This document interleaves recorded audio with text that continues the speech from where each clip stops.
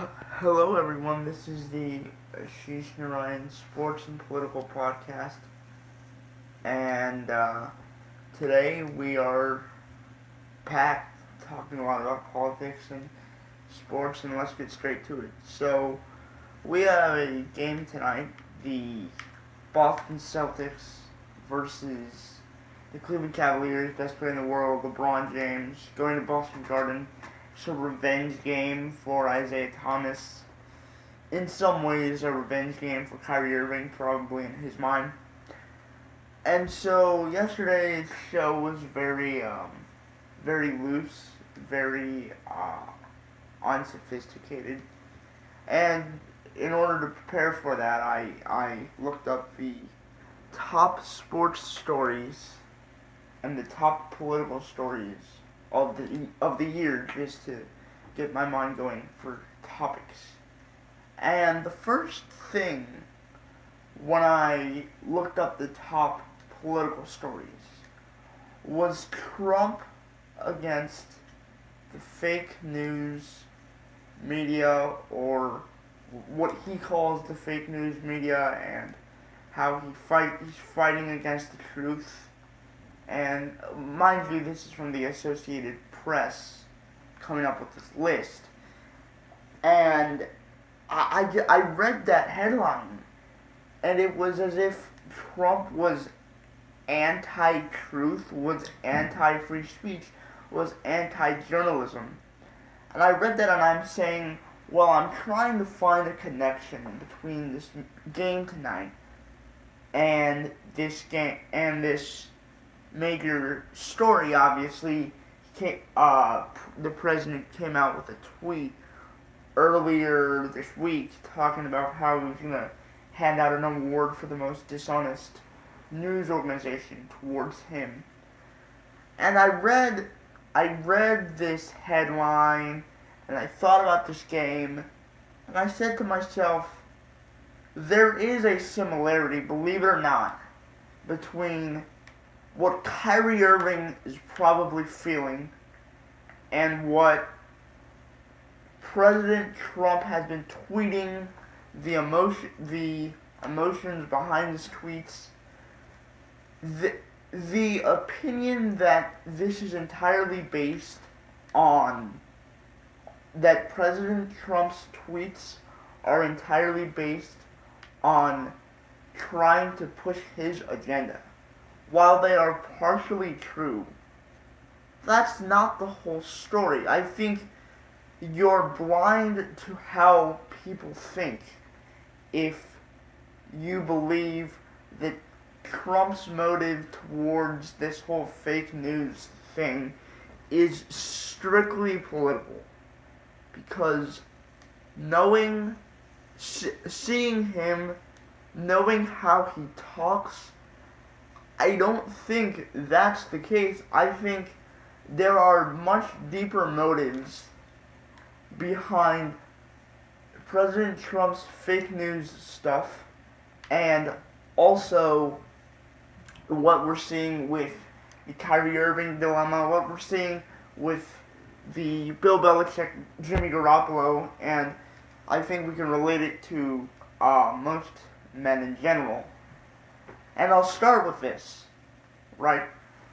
It's something I call the hot girl syndrome. For every guy out there, every middle school person, there's always a hot girl, right?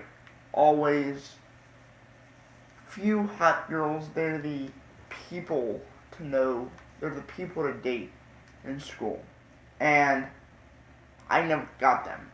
I never was able to date them. I was never able to talk to them.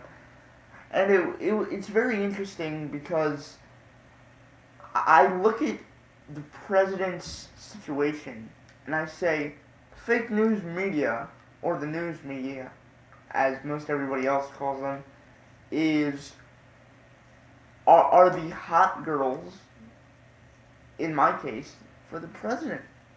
They're the girls that everyone wants to like, everyone wants them to like them, but they only like a few popular people.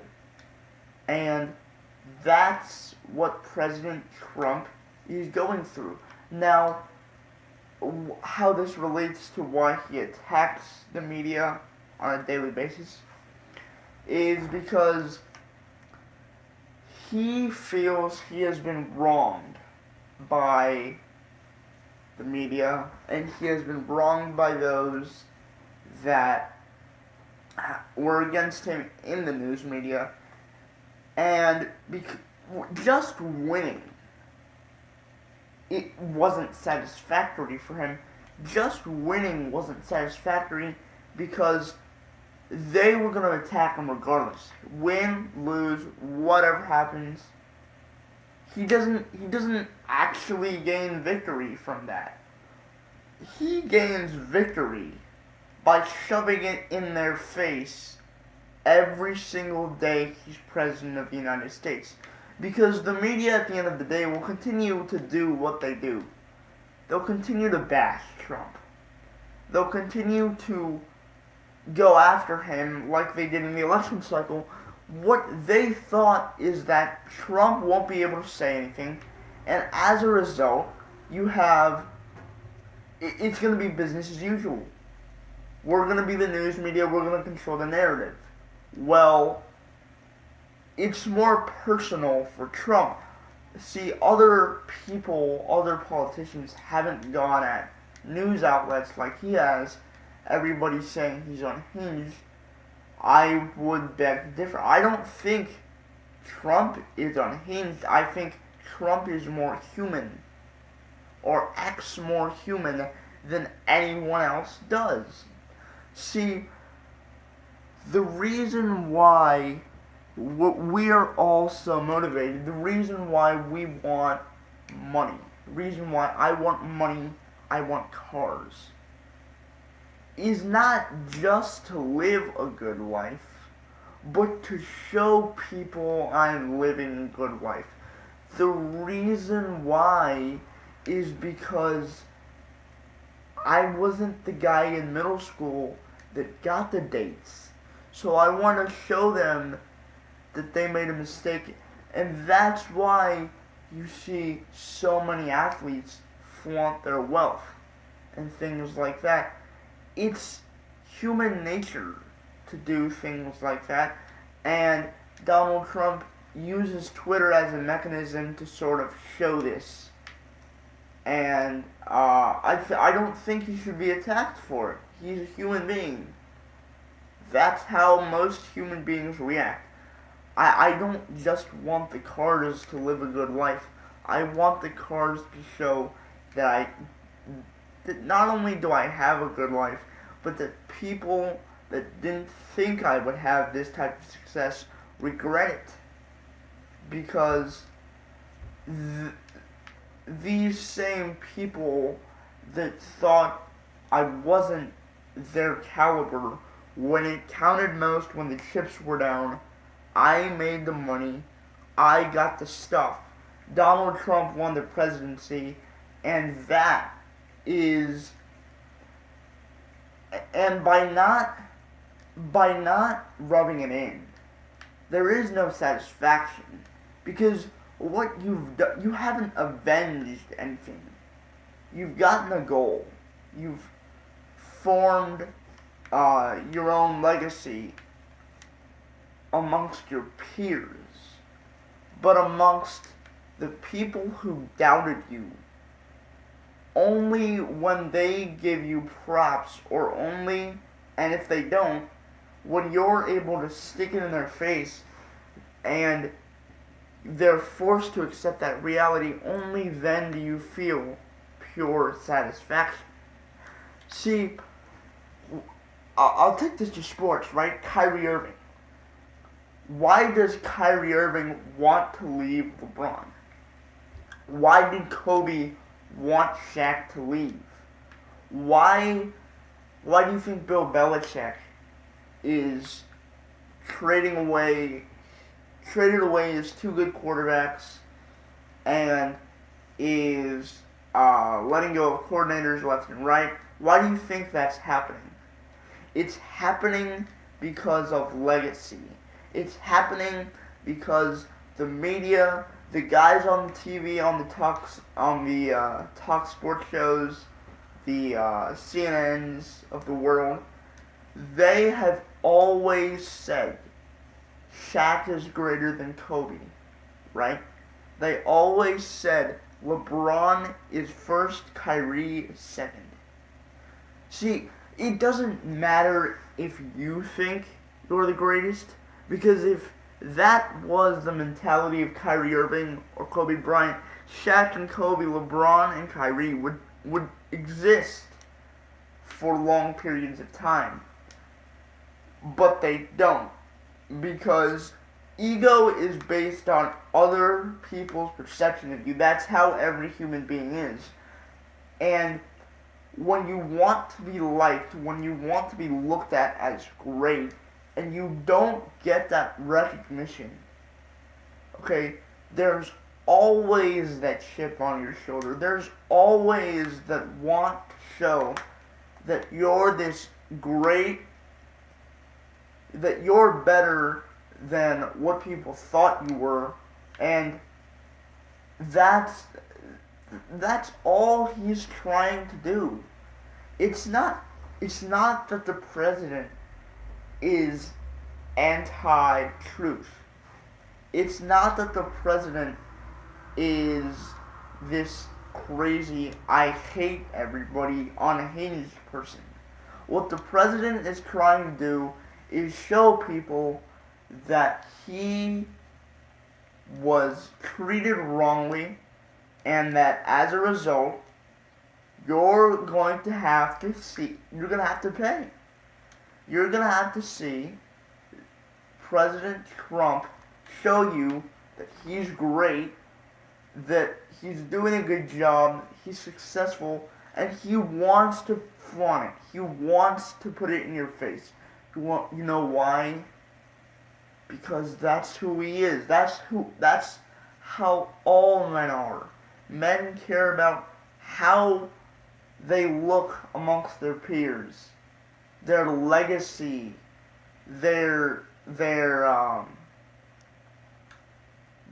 how they're looked upon by their peers. That's what matters. And when that isn't received, they are never ever satisfied. That chip is always on your shoulder, and it never leaves. So don't judge the president's tweets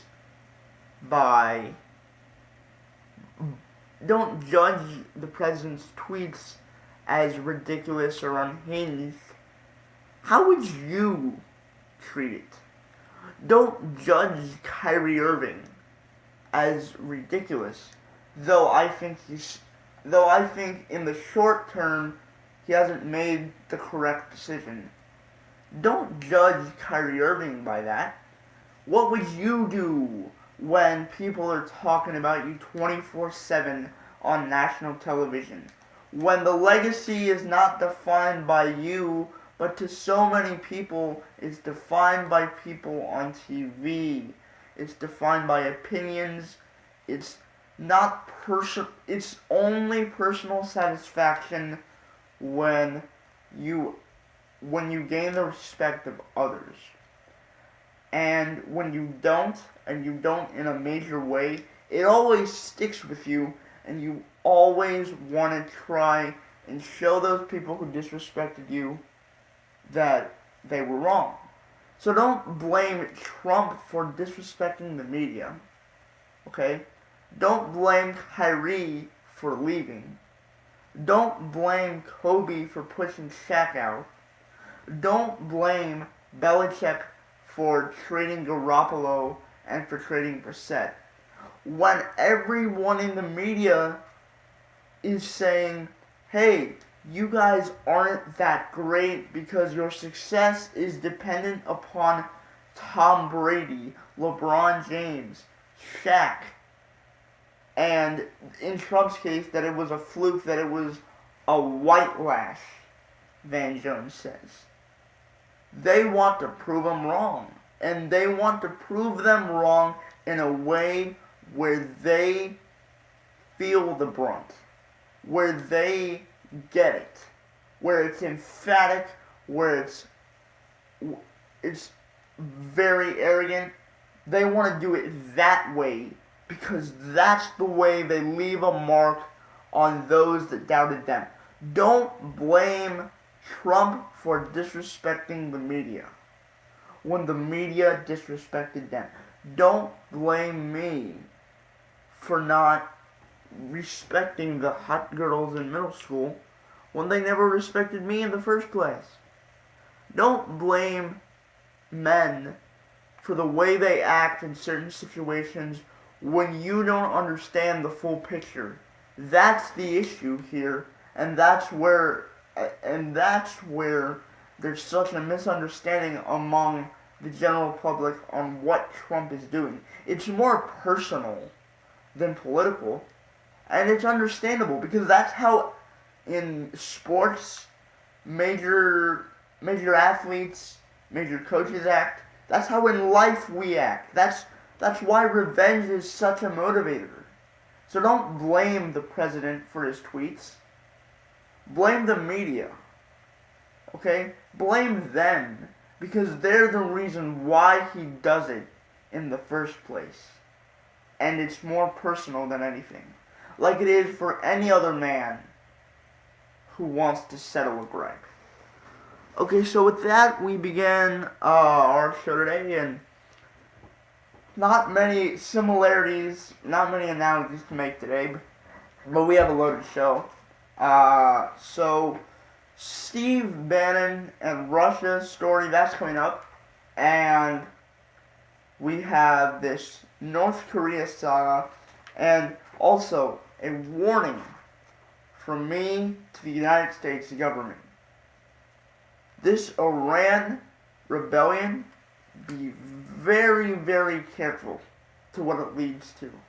Because it can have serious unintended consequences. So to President Trump, to the American government, to the foreign policy sector there, be very careful because down the line this could lead to serious problems. Okay, so good to have you in today, and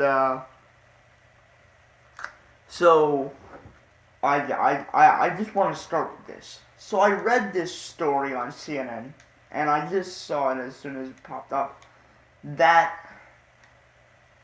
apparently Steve Bannon knew. Apparently there's a person named Michael Wolff. I don't know if he's like a reporter or something like that, and he was some type of insider, and in his new book he talked about how Bannon said the meeting between Trump and the Trump people and the Russian lawyer was treacherous, and that the Mueller investigation goes from, if I recall, it goes from Paul Manafort to Don Jr., then it goes to Eric Kushner, then it goes straight to Trump. So apparently, this is weird. This is a very weird story.